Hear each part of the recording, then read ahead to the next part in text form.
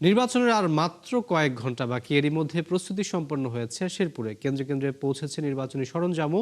ভোর হতেই সুষ্ঠু ভোট আয়োজন কাজ করছে প্রশাসন। এ নিয়ে আরো জানাচ্ছেন সহকর্মী তারিকুল ইসলাম। রাত পোহালেই ত্রয়োদশ জাতীয় সংসদ নির্বাচন। সারা দেশের নেই, শেরপুরেও কিন্তু নির্বাচনের আমেজ কিন্তু বিরাজ করছে। ভারতের সীমান্ত ঘেঁষা শেরপুর জেলায় ৩টি নির্বাচনী আসনের মধ্যে ২টি নির্বাচনে কিন্তু এবার নির্বাচন হচ্ছে।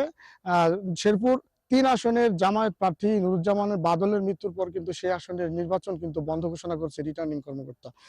শেরপুর মোট ৮,৯০,৫২২ জন ভোটার কিন্তু শেরপুরের ২টি আসনে তাদের ভোটাধিকার প্রয়োগ করবেন।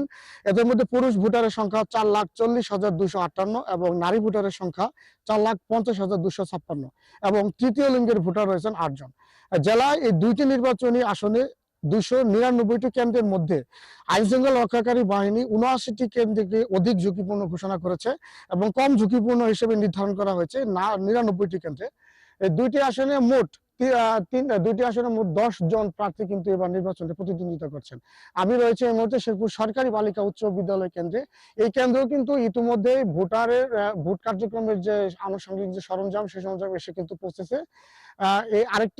এই কেন্দ্রে কিন্তু আজকে একটি দুর্ঘটনা ঘটেছে। এই কেন্দ্রের একজন দায়িত্বরত কর্মকর্তা, সহকারী প্রিজাইডিং কর্মকর্তা, তিনি কিন্তু কেন্দ্রে আসার সময় কিন্তু রাস্তায় দুর্ঘটনায় কিন্তু মৃত্যুবরণ করেছেন।